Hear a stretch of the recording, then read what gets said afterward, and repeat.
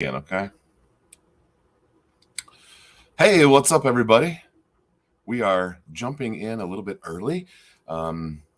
We have an exciting guest tonight. I'm super jazzed to be able to ask some questions and hear directly from Gorilla. I think it's going to be super exciting, and hopefully we can all learn something as well. I'm always trying to just figure stuff out, and if you got a question, it works great to ask the people that know.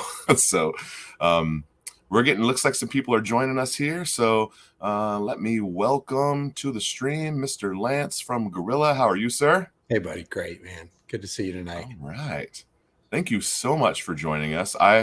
I've been off and on nervous this whole afternoon, trying to figure out I'm not a journalist, but I want to ask good questions, and I hope people in the comments are gonna, have good questions. And so yeah, we're here. I'm sure it'll be fine. Don't worry about it. It's all easy, right? It's what we do. Can you see questions from where you are? Can you see comments? I do not see anything. Okay. Wait, hold on. Let me see if I go. I see private chat. Let me see if I click comments. Oh, yeah. Okay, hold on.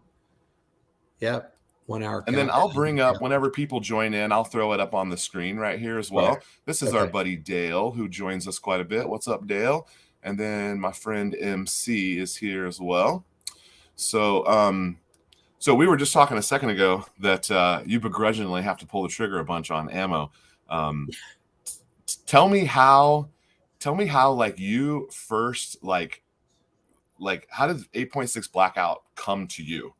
Where did we got to go back probably over a year from now, right? Yeah. So we so our company started as a polymer cased ammunition company, right? Working with the Army and with SOCOM. So that's how we really dove into the ammo biz. And it was all about polymer, man. Lightening the load on the warfighter.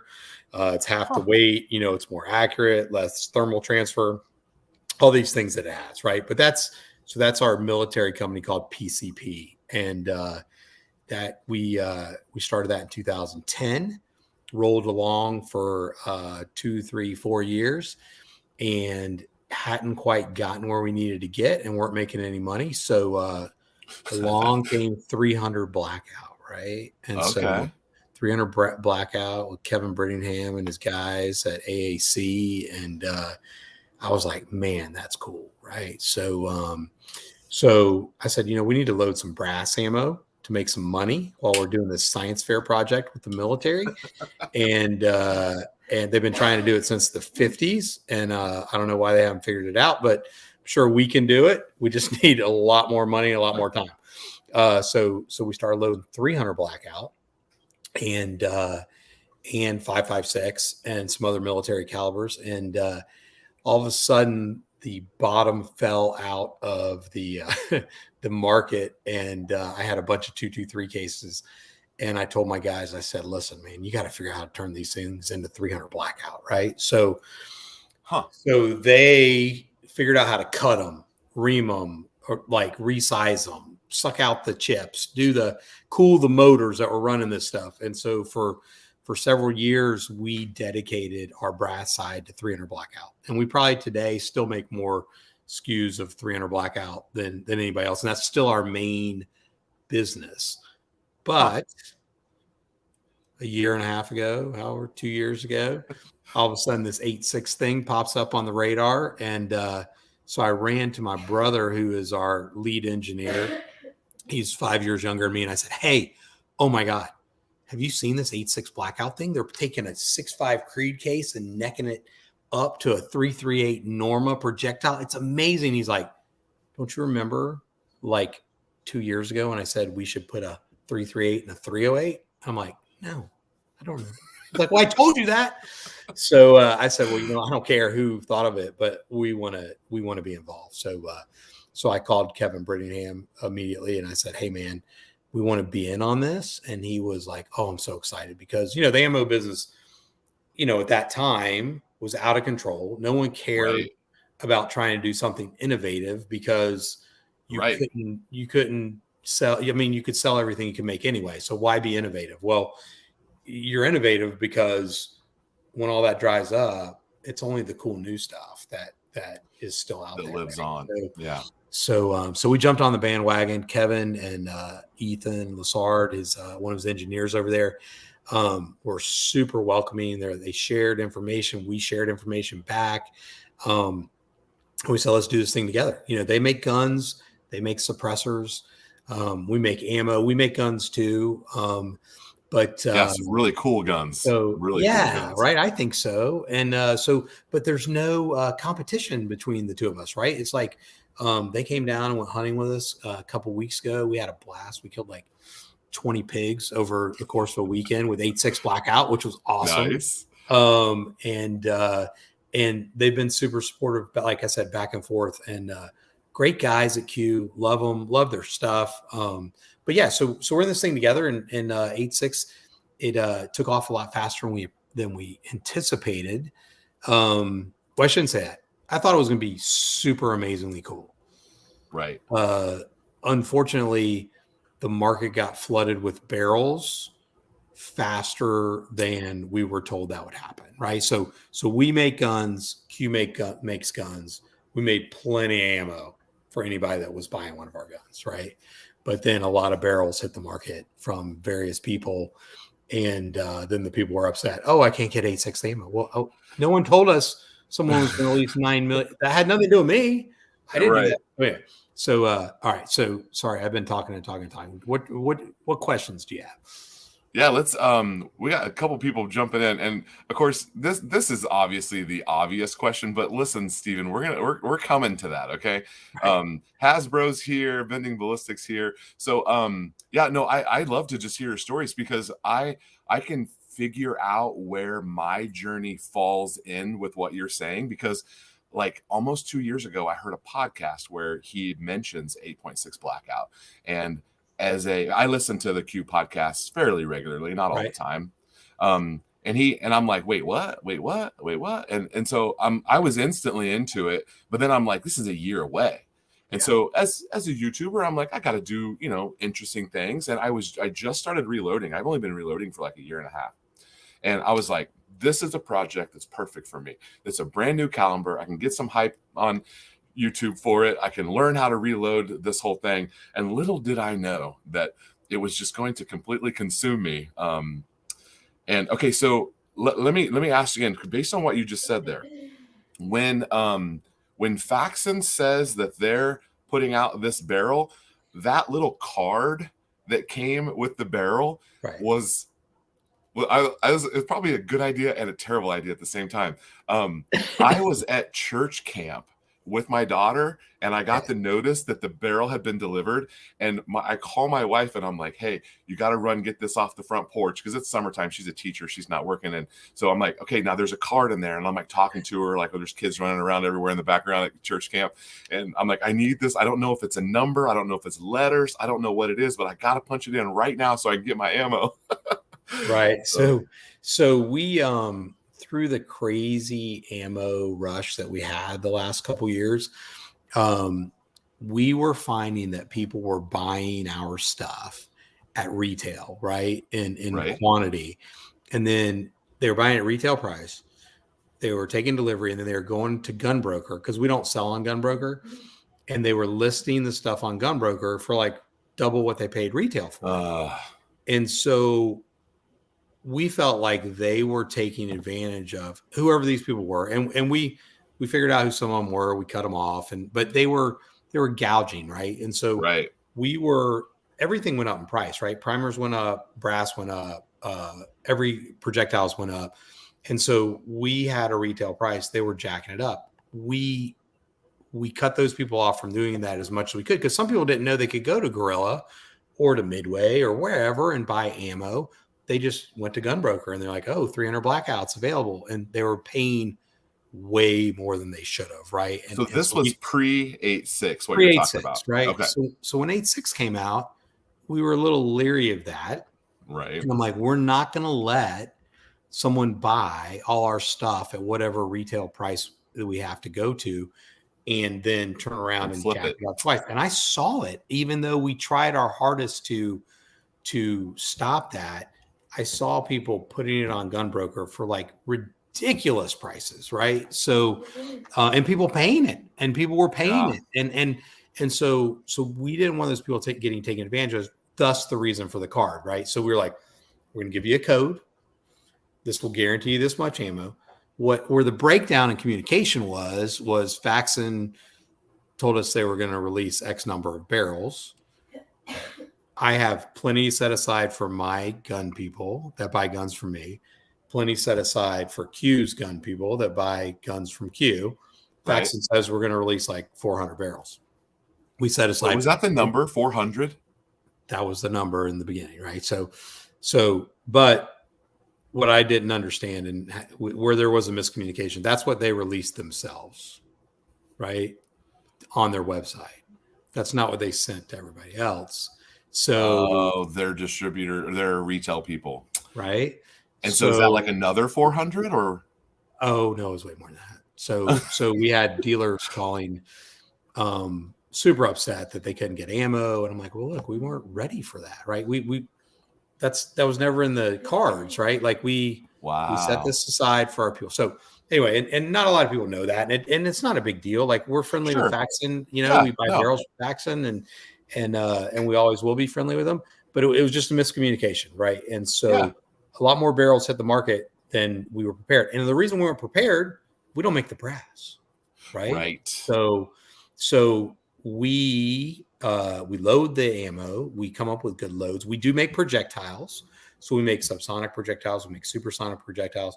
We buy the Barnes TSX projectile, right? We buy the 300 Sierra Match King from them. Mm-hmm. We buy the Berger 300 or 315 or whatever the heck it is. That hybrid. But there's also a war going on in Ukraine, and they're shooting a lot of 338. So there's a lot of stuff going to the military right now. So it was kind of a perfect storm, but it's not like we were like holding it back. I mean, we felt like we didn't try to gouge the price. I mean, you got a 300 grain projectile that we cut on a screw machine, right? So we buy brasses now. We just ordered some. It was $6.50 a pound, right? Which is over double what it was a year and a half ago, right? And so then we put it on a screw machine that costs $200,000, and we have multiple of these machines, and it takes a minute to machine this projectile, right? We cut slits in it, we drill it, we do all these things. There's $1.30 in our projectile, right? Like, right? So I turn around and I'm like, okay, if I were to buy it from someone else, like people would charge. I mean, you can look at other people that make projectiles, right? What they cost. Then you put it in a case. A case that has to be custom made at this point because no one made a case.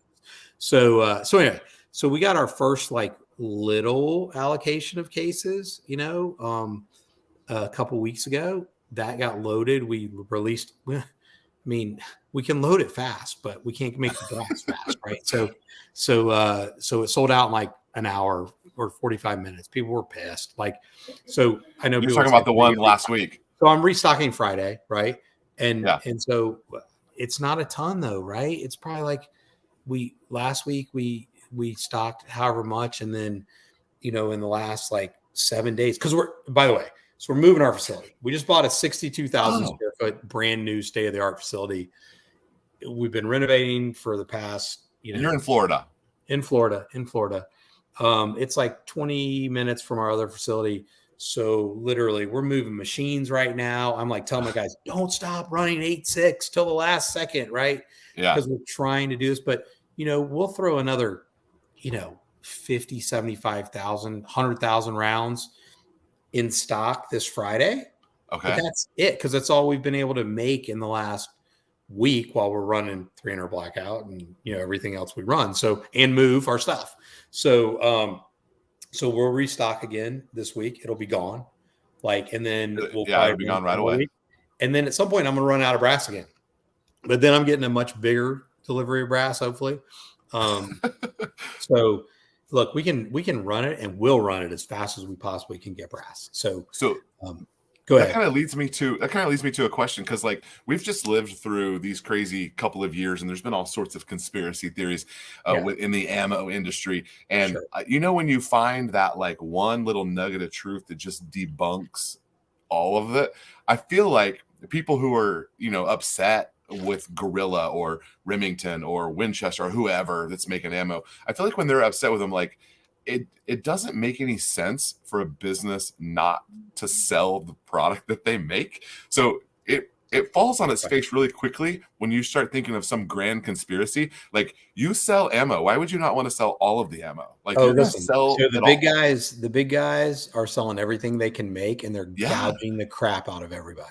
yeah, So true, that's true too. including me, Yeah, right? Gouging me, like, because I don't make primers, right? So, primers went from like 2.5 cents to, I had someone offer me at some point last year primers for like 14.5 cents, which 14.5 cents. at your quantity, there's Yeah. Oh 14. yeah. Oh yeah. Oh, I'll sell you 10 million at 14.5 cents. I'm like, oh, thanks. I Yeah, appreciate it. Right. pass. I just can't.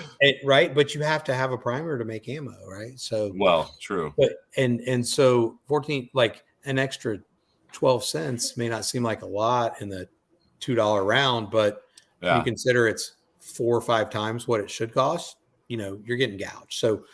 So yeah, I mean, I think the thing with what everybody has seen, and what drives them crazy is the big guys. You don't want to change stuff over, right? So to make it profitable, you got to run, and every time you switch over to another caliber or right. another projectile, Man right? hours. Stop. You got to go shoot. Like, so, we don't just like take a book and go, oh, let's put this many Yep. grains of Push whatever in print. there and let's go shoot it. You got to set up a new pressure barrel in your range. You got to calibrate that brass. You got to, take that lot of projectiles and that lot of powder, and you got to test it, and you got to see how it goes. And then you run however many you run. And then when you move to something else, it's a big deal. So the big guys, they don't want to do that. Right. Yeah. It's just money, money, money. So let's just run 55 grain FMJ 223 all day long. Right. And we'll just jack the price up, right? And so Yeah. we're not going to get into an 8.6 Blackout or whatever a niche cartridge is, or some guy that wants 270 short mag. They're like, the big guys Nope. haven't run it You have to wait a while. in a year because they only sell this much compared to 223, right? So, Well, and they won't run it for a couple of more years, probably. Right. I mean, right. okay. So you sorry, mentioned I'm brass. talking too much. No, you're doing great. You mentioned brass. So the initial, so I've got ammo from you on the very first drop that I got with my Fax and Barrel. Sure. And I got my shipping notice today on, because I got ammo from you guys, the one that dropped earlier. So Yes. now you said that this brass is different than the original brass. The original brass that I got back in May or June was Q brass, and Yeah.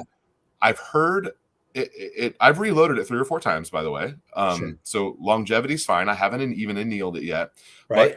but I believe it's Hornady brass, and I believe that it's not as solid as some other Hornady brass that I've had before. I'm not knocking Hornady at all. I wasn't as impressed with the quality of that brass compared to some other stuff I've had. So I don't really have an opinion about the quality Per se, yeah. Hornady's brass because we've shot it. It shot well. Like Mm-hmm. we haven't reloaded it multiple times, so I really don't have any firsthand knowledge of that. It's good brass, right? For sure.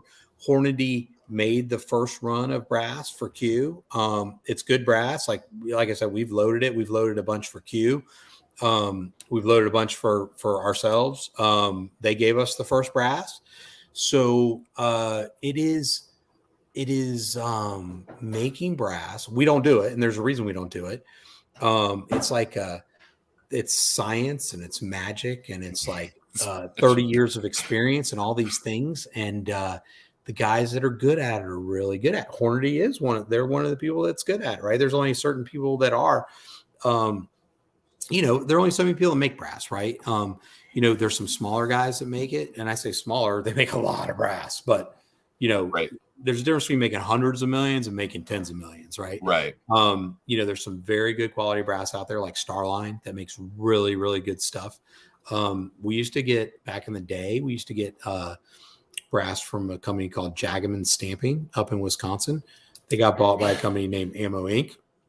Ammo Inc. decided not to provide their OEMs with any brass during the run up. So they just took it all for themselves and decided capitalize on that. So I hope that doesn't feel as good when they decide they need On OEMs the other again end, someday, right? because I've had a PO into them for 3 years now for 223 brass that I used to get monthly on delivery. Yeah. So as far as the horny brass not being as good as other horny brass, I don't know that's the case, at all. But I will tell you that with a new cartridge, there's a lot of R&D that goes into it. So, you make a run, and with brass, a run of what's a run like 100,000? Like, because you need to make millions to make brass, right? So what's a prototype run? You run 10,000, see if it works at all. Maybe you have to anneal it more, maybe you don't. When we got into 300 Blackout back in the day, we were buying from a great company. I'm not going to say their name just because they were great, and I don't want to say knock them at all. They really are great. They're still great, and we're still great friends with them. The necks were too soft. They're just too soft. Yeah. So we asked them to not anneal them. And so we put in our PO to say, please don't anneal the necks on our 300 Blackout, because we were cutting 223 and not annealing the necks, and it worked great. But when we got brand new brass and it was annealed, it couldn't hold the larger projectiles because the neck was just too soft. So we said, please don't anneal the neck. So we did that for, a decade. Please don't anneal our necks. And so I think you will see it's only going to get better. The 8.6 ammo is only going to get better. We're at the very beginning of like low development stuff, right? Like, we have some super cool subsonic hunting cartridges that we make, but our low development we pride ourselves on that. We've done a half-ass job. And I don't mean that we meant to. The availability of powders is still slim compared to what we need I can get powders, but the amount I need for production, if it's not there, then it makes it hard. So you're only going to see 8.6 get better. The brass is going to get better because we're going to see how much we need to anneal and how many times we can shoot it, how many times we can reload it. We're going to change primers over time. We're going to change powders over time. So it'll get better and better. Right now, we're trying to really just say, hey, there's a demand out there. We get like 99% like wonderful mail, and then we get hate mail, right? And I'm like, who's the guy giving me hate mail? Like, do you think I don't want to like give you ammo? That's my job, to give you ammo. So I feel like our loyal customers, our loyal clients, so you speak, that buy our guns and our ammo and have been for years, are so awesome, like so awesome. Yeah. And they, but there's a niche out there right now that have bought a fax and barrel, put together a gun for themselves. Mm-hmm.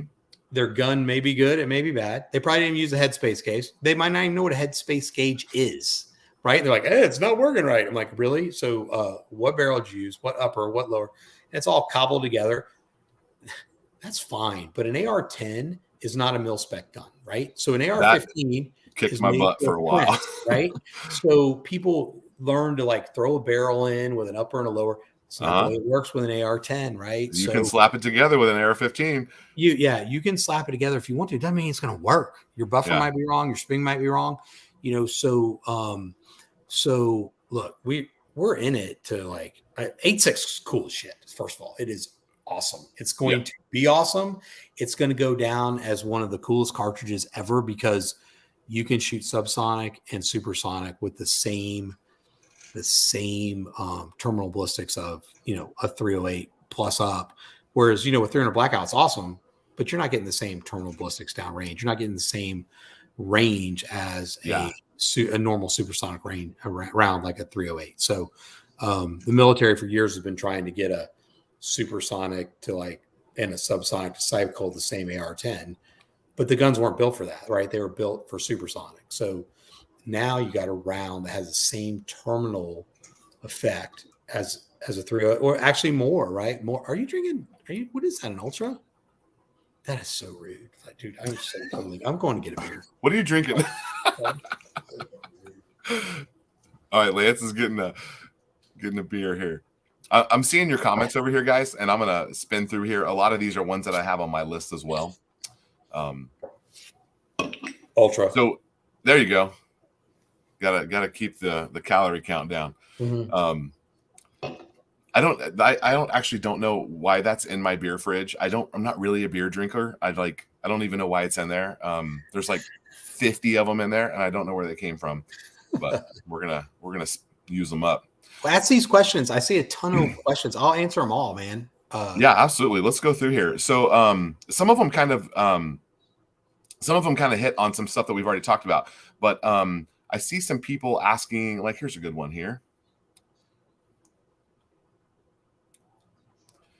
So you've got a suppressed 8.6 on a 16-inch barrel. I'm assuming he's talking like 300 grain, 350 grain, like. Yeah. Or what's your 280? What is yours? 288. So here's what I know, and I'm not gonna pretend like I'm the ballistician. I mean, I know enough about it, and I've definitely done a lot of load development with the guys, but I do know that we're making 16-inch loads as well as 12-inch loads, and part of that is because we're trying to maximize it for your barrel length. So it depends. I would say that what's the best round for an 8.6 suppressed 16-inch fix? It depends on what you're trying to do with it. You're trying to punch paper. You're trying to kill people. You're trying to kill pigs. What's the point of it? But we have hunting and target rounds for 16-inch barrels. I do believe that the ogive on the burger projectile doesn't work as well in the fix as the Sierra. Oh, good point. Okay. So, and it's some of those bolt action only. The shape, yeah, it's just the shape of the projectile. The fix is a badass gun, and but for some reason that one, whether it's the feed ramp, I don't really know. And that's what I'm saying. This is a new technology, right? So we're just starting to play with it. The guns will adapt to the ammo. The ammo will adapt to the guns. The cool thing is that we're working together very closely, both us and Q, and so we, the military for years has picked an ammo and a gun and then tried to shove them together. They've finally gone to a system, right? That's what the next gen weapon system was all about, right? And we were one of the prime contractors for the next gen squad automatic rifle, which had to do the suppressor, the gun, the intelligent rail, and the ammo, and it all came from one company, right? So, or you had to partner with somebody else. But a system's what it's all about. And so with this 8.6, as the system comes together and we're able to go, okay, this ammo works great in this gun, and this ammo works better in that gun. We'll share that info. It's so new, right? It's just so right. All there is to it. So, do you have any information about barrel life on the 1 and 3s? So we don't have any bad information, right? So we've shot a lot of ammo with 8.6, but that's small, right? So we're doing barrel studies for the military right now where, 10,000 rounds on a high pressure round is starting to wear the barrel a little bit, but it's not crushing it, right? So we don't see anything bad in the 1 and 3 at this point, right? So it's not like it's a high pressure round that it's burning out the throat. We do see a little spike in pressure because I was telling somebody this as we were experimenting with it in the beginning, because we were getting some pressure spikes. When you have like a bicycle, and look, first of all, I'm the CEO, right? My engineers are going to be like, "What the hell were you telling these people? You don't know what you're talking about." But this is where the common sense and the engineering like overlap, right? So I was like, when you have like a 10-speed back in the day, or you have a mountain bike and it's cool, when you start off with that super big sprocket in the front, right? And the really I don't know, the big one in the back. I can't remember which one's easier. The big one in the back, and then you start dropping it down. Well, when you start dropping it down, it's a lot harder to pedal. Well, when you try to spin something 1 and 3, it's a lot harder to spin it right out of the gate, right? You don't have that time to kind of ramp it up. Okay. So you do see a little pressure spike. Will that add to barrel wear? We're not. It's nothing that your average person to be determined about, right? Like, yeah, if you're taking it to war, then it may be different if you're going to just burn up that barrel. But I mean, I've been shooting it for a while now. I've seen no noticeable wear, and we bore scope, and we actually laser map some of our barrels, and we're getting some new technology to really where we can see it. But at this point, it's nothing to be concerned about, like with the throat wear and stuff like that. This is my buddy Silent Weapon. Him and I talk 8.6 Blackout all the time. He's just saying kudos to you, I guess, here. Well, I appreciate that. So this is actually a question on my list that several people asked from Facebook and Instagram. Why did and again, I know you have to be sensitive about being critical. Why did Faxon release the load data? And a lot of us reloaders are saying it was bad data. When will Gorilla release the load data? So that's interesting. So I can't totally comment because I don't know what Faxon released. So I didn't. It's a little hot. They released something a little spicy.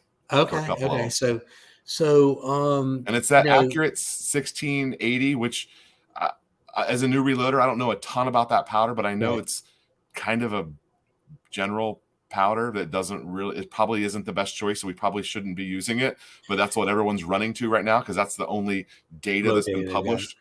So it's not what you're using, I know that, or I'm assuming that. Well, yeah, so we've used a bunch so far, and honestly I don't know what we're using right this second, or I'd tell you it doesn't matter to me. But will we release some? Yes, we will. But we want to release it when we know what's really dialed in, right? So we're playing with a bunch of them right now. And some of that's based on availability, right? So like I said, I can't grab like 3 pounds of something and try it and go like, oh, this is great. I mean, it may be great, but if I can't get it in thousands of pounds, then it doesn't matter, right? So we will release some because we're starting to for the first time ever actually sell our projectiles, which we've not done in the past. I've got some. Okay. So we haven't done that in the past, but we just felt like because the brass is so constrained at this point, we know people want to look, we're an ammo business, right? Like in a perfect world, no one would ever reload a damn case, right? Because I'd sell more ammo, but that's not the way the world works, right? I want people to reload their brass so they could keep shooting, and I want them to reload it safely, right? So we will provide as much good data that we've pressure tested and all that stuff as we can. Some of that kind of sucks because even if I tell you use this powder or that powder, just because we did it and it was perfect doesn't mean the lot of powder that you get from the same manufacturer is within 20% of what we did, right? But so it's kind of hard, but we will release our data. We just want to get the best data we can and the safest data with the best performance. Like we want accuracy, we want safety, we want the lowest pressure with the best performance. So we will definitely. And I hear H110 has been played with. So I'm playing with it currently. So, gosh, so we've shot it. I know we've shot it. I don't know the answer. I would tell you the answer if I knew it. But we have shot H110. I want to feel like it was a little hot, but I could be lying. So don't take my word on that. Like I think the amount that you can get, the powder column is an issue, and how much you're putting in there. Yeah. It's almost like because it lays down, and so you have like this column. Sure. Yeah. Right. Which is why we're playing with reduced capacity cases, right? So in polymer, we thicken up the walls so that your case capacity is much less than the actual, the ID of the inner diameter of a traditional case, right? So we shrink it down so it doesn't lay on its side. So you're going to have this for us at some point? Yeah. So Q has already started with aluminum cases. We have some of theirs, and then we're turning our own on our screw machines that we make projectiles on. And so those are made out of aluminum, but we'll definitely do the polymer thing with reduced capacity. We patented that years ago to reduce the capacity. So your powder column's all the same. It doesn't matter if you're pointing your gun down, you're pointing it up, and it does 100% lead to reduced standard deviations in subsonic ammo. So it's pretty cool. So fascinating. Okay, I'm jazzed for that. You'll have to make sure we know. Tell Steven, yes, it's going to restock on Friday. And if for some reason he doesn't get it, just you can give him my cell phone, tell him to text me, and I'll get it. Okay. Right? How about Stephen that? is How does one. that I don't know that I know Stephen. He's I think he might. We've got several in here that I don't see all the time. Well, that's cool. So, This I guy mean, wants you to make. Oh, that's bending. oh, that's so funny. So, are we going to make 458 SOCOM? So here's the deal with making a new caliber. So, you've got to. It's not just like, oh, you make a new caliber, right? So it'd be great if because reloaders can go get a book and say, oh, I'm going to get some brass and a bullet. Hey, by the way, when we started in the business, I thought it was that easy. I was like, hey, there's how hard can it be, man? I can't It's a think of a primer. single thing that could go wrong. Right? It's a primer, some powder, a case, and a projectile. What could go wrong? It's so damn easy. And by the way, there's a book that tells us how much of this shit to put in here, right? And I think I thought a grain of powder was actually like a grain of sand at that point in my life, So not a 7,000 grains of weight in a pound of powder, right? So to do 458, we have to go. And first thing we do is we get pressure barrels, right? So we have a universal receiver and an Ailer. I think it's an 85, 83 system that tests our pressure. And we have a huge chunk of steel that we have all these different barrels for, right? And these barrels have pressure sensors cut into them so that when we start loading ammo and playing with these different powders, See what it's doing. We can tell how much pressure is in there, right? We can't just do that. You got to send off your pressure, your sensor with the brass that you're using to get it calibrated, because when the pressure expands in the neck of that case, if your brass is harder or less annealed, it doesn't show the correct pressure going to the sensor. So you have to get all that stuff calibrated. Like I told you before, some brass is annealed, some isn't. Then there's conformal versus case mouth testing. We test either at the case mouth for like most of our military stuff, or conformal, which is actually on the neck of the case. So we do all these things. It's a huge investment in time, not to mention money, but time to launch a new caliber. So what we have to do is go, hey, here's where we are in production with what we've got. Here's our capacity. Here's our loading machines. Here's what the availability, all this stuff is. So I know it's a super long damn answer, but will we start making? I would love to make 458 SOCOM. Will we do it? If enough of our darn people say, hey, you really need to make this, we'll figure out a way, because that's what we do. But at this point, we don't have a huge demand for 458, and 86 is crushing us on top of what we already do. Not crushing us. It's challenging, right? So we're making projectiles 24 hours a day right now. We're ordering in projectiles. We're scrambling for powders and trying different powders. And then brass is our big holdup. But I think that will loosen up at some point, and you guys are going to see we're ready to load that shit out of it when we can. Yeah. So we have machines dedicated to load the hell out of it as soon as we get enough brass to load. So the CFE BLK is one that I'm also going to be playing with. The 300. Have you seen? Yeah, I think you know what that was. So AA 1680. So there's a bunch of 1680s, right? So and they're all approximately the same. I know that we tried that. You were totally asking the wrong person. I feel sorry, Hasbro, asking the wrong person, because I know that we tried it. I just don't remember what happened. Because we've tried a bunch at this point. And it all depends on the grain weight, right, of the projectile we're shooting. So it may be fine with a lighter projectile, maybe not as fine with the heavier projectiles. But I'm happy to give you that information. I just don't have it tonight with me. Oh, okay. Yeah, that'd be great. Yeah. So I think I got a couple more questions on here. Let me grab one off my list here that someone emailed me or texted me. This one has to do with the neck thickness. Which, for those of us that are playing with reloading, what we're running into is turning necks and all of that kind of stuff. Is there an actual case? And I guess I really should have asked you about SAMI spec before I asked you this question, but is there an internal case diameter and an external case diameter that you really should be basing some of that off of?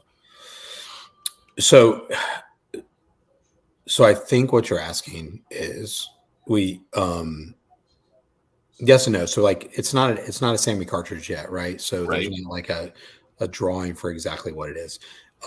We know that obviously the diameter of a 338 projectile, which is an 8.6, right?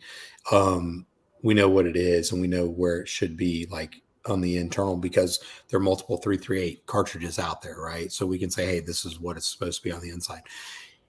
I think the challenge is for most people that are trying to do their own, and don't get me wrong, we learned this ourselves, because we changed millions and millions and millions and millions of 223 rounds into 300 Blackout.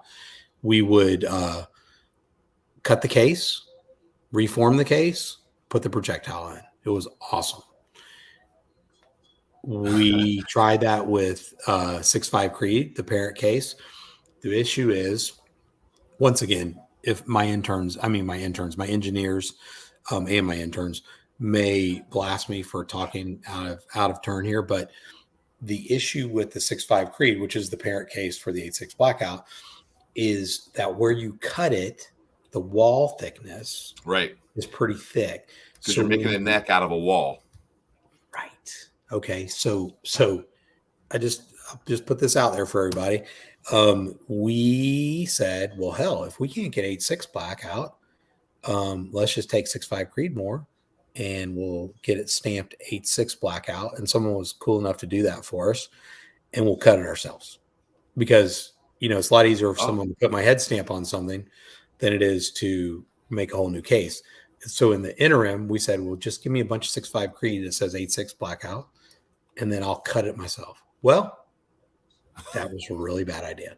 So we cut them, we reformed them, and then the projectile wouldn't fit in there. Right. So we ended up having to ream every one of them. Internally ream. Because the walls were too thick. So then we had a way to do that. What's that? I was going to say, we don't really, as reloaders, have a way to do that. Well, we can turn the outside. So we thought that because we were so good at making 300 Blackout out of 223, that we would quickly make a way to do it.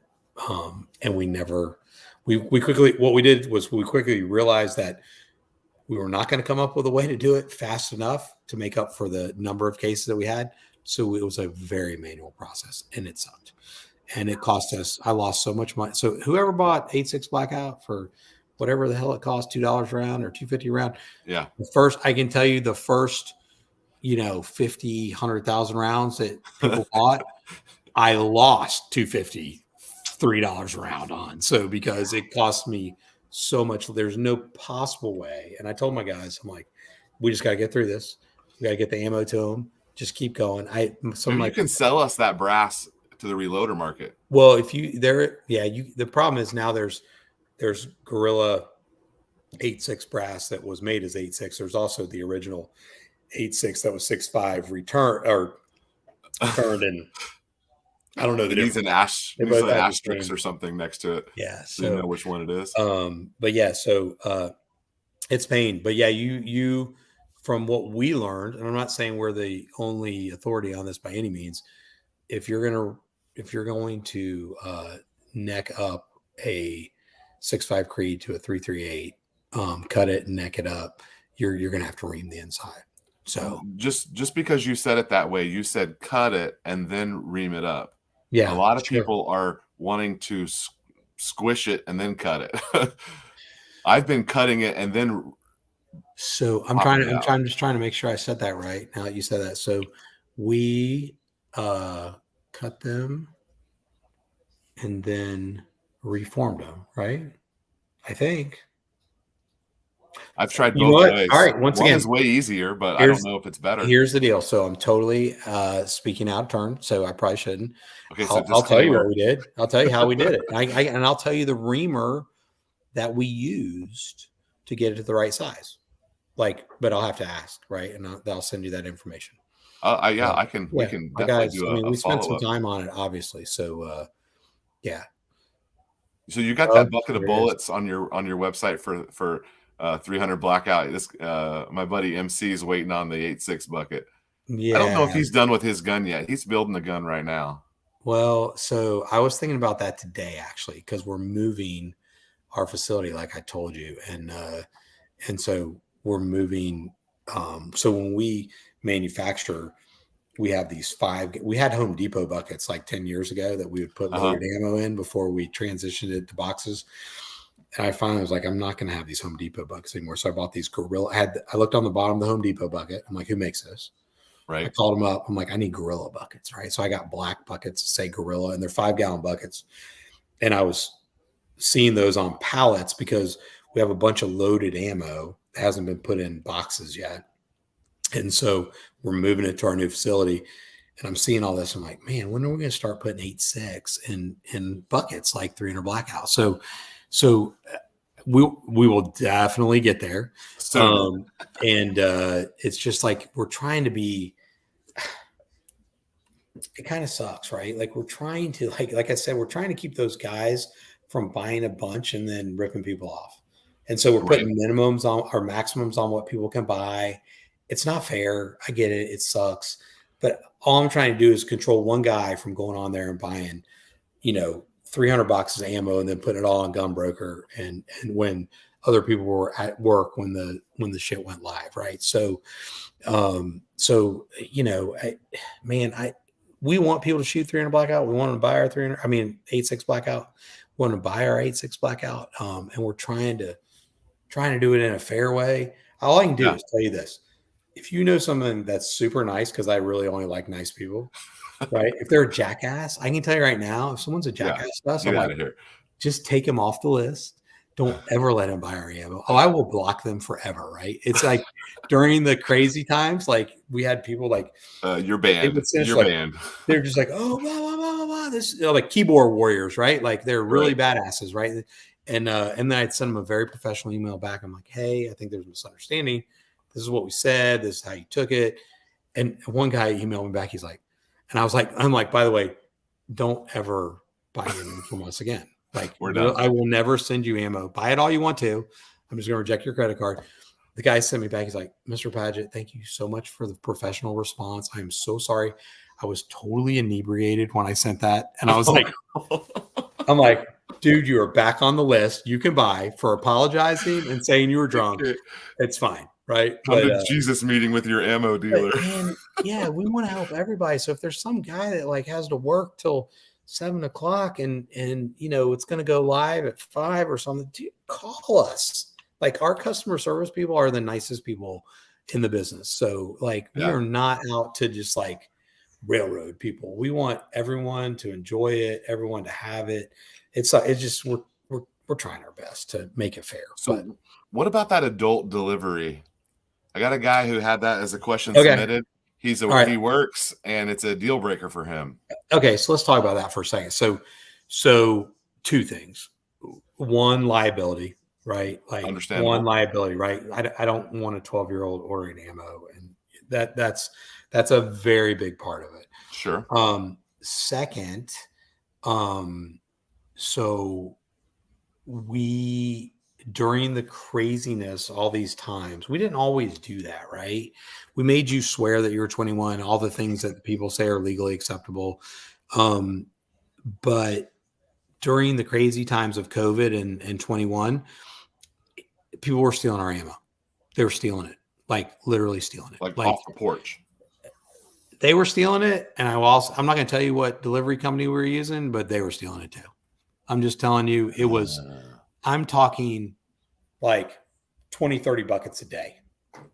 I mean, and I'm talking about 20, 30, out of hundreds of shipments a day or whatever it was, 20 or 30 were just disappearing, right? And so we said, this is interesting. So we said, we're going to adult signature. So someone has to, because we also had people, shows how wonderful people are. We had people that would be like, oh, I never got it. I'm like, what do you mean you never got it? Like, it shows it was delivered. Oh, I never. Right? I just never got it. Right? So, it's only it's the smallest because most of the people that that enjoy the things we do in life are pretty good people. Yeah. But there was a percentage, and I think what happened was we went from dealing with, this many people to this many people. And when you just expand the numbers percentage wise, you're going to get some jerks in there. And Yeah. so they had never dealt with us. They just looked at us as somebody to take advantage of. And they call their credit card company and be like, oh, I never got it. Okay, well, guess what? They take the money back from me immediately. Yeah. So we're like, Chargeback. everybody's going to sign. So that's what happened. It was one of those things where liability wise, we definitely need to take care of it.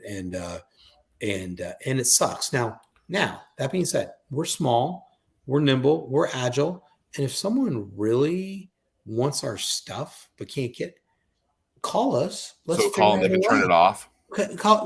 Or be like, or just like, is there a local gun store? We'll just send it to them and then go pick it up or something. What, you know what I Okay. mean? Just Whatever we need to do. Okay. it's not like we're like, hey, it's online or we won't talk to you.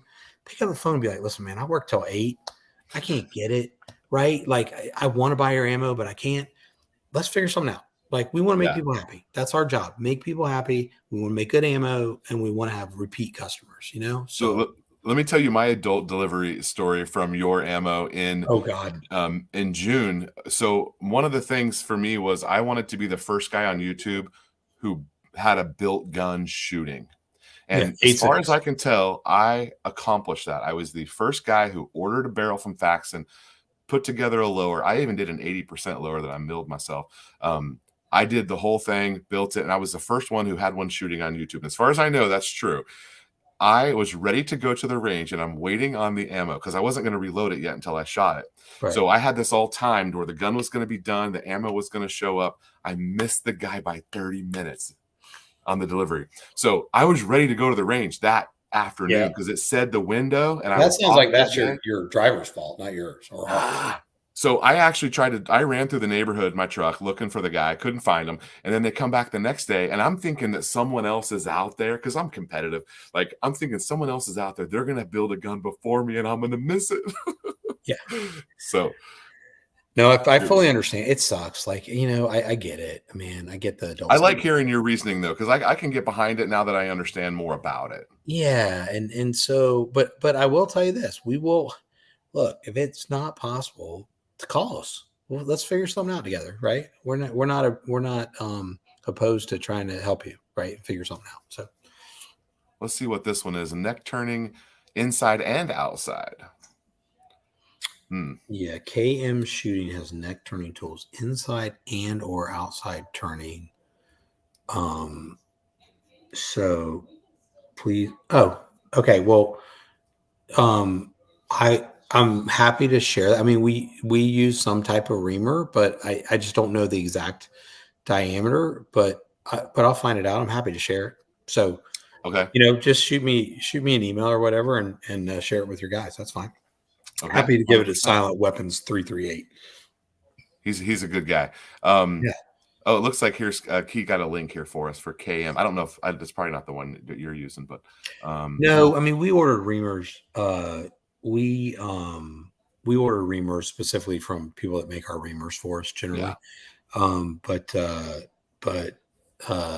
I'm happy to share it with you guys. So hey, looks like you answered that one. there you go. Yeah, exactly. We'll be happy to do that. Just call us, man. Good buddy Nate. Now, Nate, when I was making my first cases, he sent me like 50 cases, like different things that he had tested. And I just recently got that. Have you seen the Sheridan Engineering case gauge that has a window so you can see where your case doesn't? Oh, I got it right here. So it's a case gauge, but it's cut. Okay. And so this is actually Gorilla ammo. Okay. And so I'm going to check you live here. Right.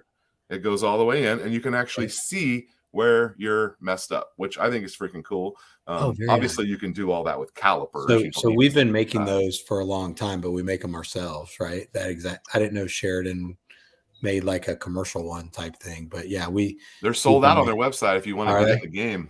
Yeah, we've had to make those for years just for ourselves, but we have to mill them out ourselves. But yeah, so all the cases that Nate made for me were all 100% good to go, and all the ones that I made were junk. I have to reset all of them, pulling bullets and all sorts of stuff. Awesome. Nate's a good dude. That's awesome. He actually sent me some stuff. That was when we first started. Okay, so Vintage Jeep just joined us like a couple of weeks ago when I started hearing from him. Oh, he's talking about stuff getting stolen. Well, yeah, that's it. It sucks. I cannot even tell you how much money we spend on shipping, right? Yeah. And I mean, don't get me wrong, our poor customers have to pay it, right? But it's ridiculous what they charge us than to not get it there or mess it up. Or the best part was when we started doing. I'll let you guys in on this. The best part when we started doing 21 signatures in the beginning, the drivers, and I'm not telling you who we use, so I'm not picking on anybody. The drivers wouldn't actually get a signature; they just write COVID on it or COVID-19.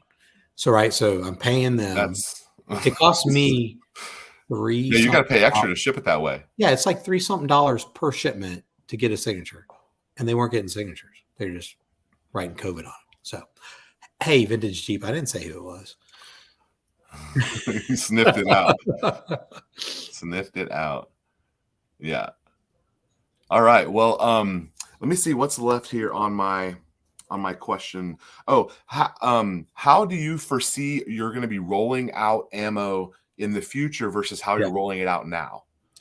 Like, do you think you'll have to always do it like that? No. So I know as soon as we have enough brass that I mean, it's always a component juggle, right? So do you have the projectile? And that's the main restriction is brass, right? Yeah, right. It's brass. Like, so we have plenty of primers, plenty of powder, and plenty of projectiles. So we have Sierra projectiles in house, Burger projectiles in house, Barnes projectiles. And Barnes and Sierra are the same company at this point. They have been very willing to get on board with the 8.6 Blackout thing with us.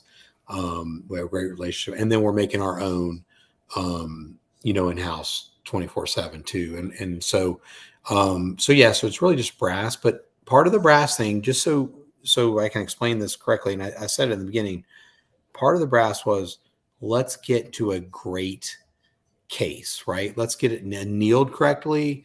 And to do that, we started with tens of thousands, then we went to hundreds of thousands. And so before they go to millions in a run, they want to make sure that it's right. And so we played with it. We think it's dialed in. And so hopefully the next deliveries we get are pretty big. And then it just eventually, like 300 Blackout, we may run out of a SKU here or there for a little while, but because we lose a projectile, or we run out of a projectile, but the intention is to have it in stock all the time. So yeah. Now when's that going to be? Like, you guys will be yelling at me at SHOT Show because it still won't be there. But yeah. So we think so we'll put a bunch more out this weekend. And if, like I said, if you're going to be at work, the people on this podcast, if you're going to be at work and you're not going to be able to get it, just tell me and we'll figure out a way to get you some. So. Yeah, Nate, he did kind of answer like why there's different rounds. Specifically, you make an 8 and a 12-inch round, and then you make a 16-inch round for what's currently out there. Yeah, so really, it's really for the subsonic stuff for the most part, right? Because you get a little more barrel length, it gets a little faster, and literally, it's just because it's so new. I mean, in 300 Blackout, we use the same stuff for a 16-inch as an 8 and a 12. And we probably will get there with 8.6 at some point. So it probably won't always be like that. Probably won't. But for the moment, we don't want people to have a bad experience where their 16-inch barrel went supersonic and it shouldn't have or something. So because if you buy subsonic ammo, you want to be quiet, right? So this is my favorite bullet. This is the 288 from Gorilla. That is a badass bullet. I'm not just a little bit proud of that. So let me tell you, beefy. We made that bullet and so we took it out and we slayed pigs with it with Q. We slayed them. And then we sent it for some military testing. And they're like, this thing. So that projectile is designed to fragment. Okay. So we make expanding projectiles in 300 Blackout. Show the slits in there or not. Yeah. So there are slits. So that thing shoots when it hits soft tissue. The 4 petals break off and they create different wound channels, and each one of those is like 60 grains, which is the size of a 5.56 by itself. So you hit here, Just and then you got helicopters. 4 5.56s shooting off in every direction, and then you still have a huge chunk of copper in this case, like traveling forward. And so, so what was happening was our first one. So if you have I don't remember exactly the grain weights, but there's a 288, there's 285. The first ones were amazing on pigs inside of 100 yards or out to 100 yards. We did some military testing.